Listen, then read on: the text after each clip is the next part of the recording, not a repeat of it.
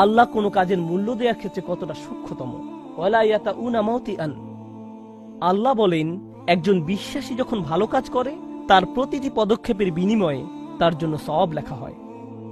আমরা এখানে নামাজ পড়তে এসেছি, আমরা আল্লাহর কাছে দোয়া করি তিনি যেন আমাদের নামাজের জন্য আমাদের পুরস্কৃত করেন, কিন্তু আমরা জানি না যে নামাজে আসার জন্য আমরা যখন গাড়ির ইঞ্জিন স্টার্ট নিচ্ছিলাম আল্লাহ আমাদের জন্য সওয়াব লিখছিলেন। আমরা যখন গাড়ি চালাচ্ছিলাম তখনও তিনি সওয়াব লিখছিলেন। চাকার প্রতিটি ঘূর্ণায়নের বিনিময়ে আল্লাহ সওয়াব লিখছিলেন।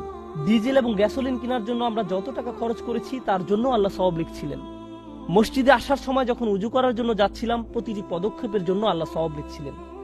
কিয়ামতের দিন মানুষ শুধু মন্দ কাজ দেখে তাজ্জব হবে না, মানুষ অবাক হয়ে যাবে, ইয়া আল্লাহ, এই সামান্য ভালো কাজটাও আপনি আমার জন্য লিপিবদ্ধ করেছেন।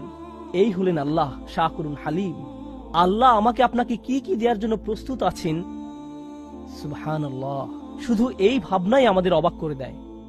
আল্লাহ আজ্জা ওয়া জাল্লা আমাদেরকে তার প্রতি কৃতজ্ঞ করে তুলুন, যেন আমরা তার প্রতি শুকরিয়া আদায় করতে পারি। আল্লাহ আমাদের কাছে সামান্য যা কিছু চেয়েছেন তা যেন দিতে পারি।